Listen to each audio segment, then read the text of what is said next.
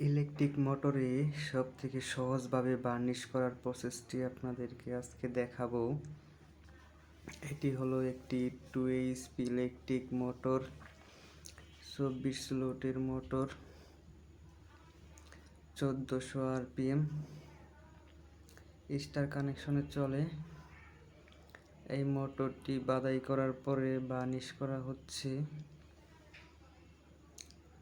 আমরা এই মোটরটিতে বার্নিশ করতেছি, সেই বার্নিশটির নাম হলো মেট্রো বার্নিশ এবং এই বার্নিশের সাথে কিন্তু থিনার মিশানো হয়েছে।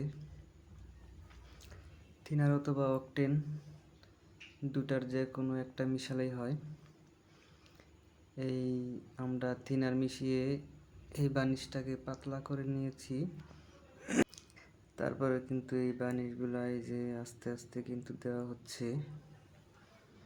এই বার্নিশগুলো খুব সুন্দরভাবে প্রত্যেকটা জায়গায় কিন্তু প্রবেশ করাতে হবে। বার্নিশটা দিলে কিন্তু কয়েলটা কিন্তু অনেক মজবুত হয় এবং বেশি দিন টিকে এবং দ্রুত গরম হয় না। এই বার্নিশগুলো দেওয়ার পরে কিন্তু বার্নিশগুলো শুকানোর জন্য টাইম দিতে হয় এবং হিটার আছে, হিটারে শুকানো হয়, তারপরে কিন্তু ফিটিং করা হয়।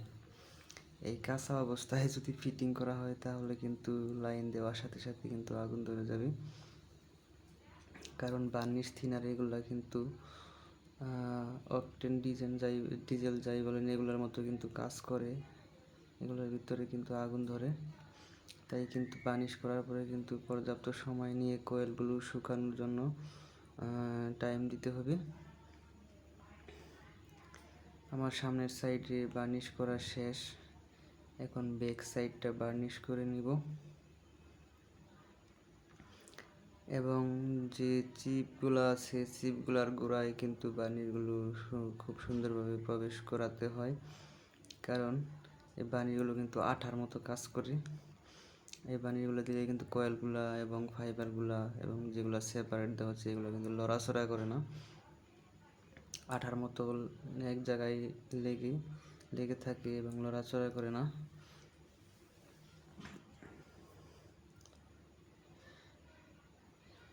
দুই সাইডে বার্নিশ করা হলো। বার্নিশ কিন্তু খুব গুরুত্বপূর্ণ একটা জিনিস। বার্নিশ করা ছাড়াও কিন্তু মোটর চলবে, কিন্তু অল্প সময়ের ভিতরে গরম হয়ে যাবে এবং পুড়ে যাবে।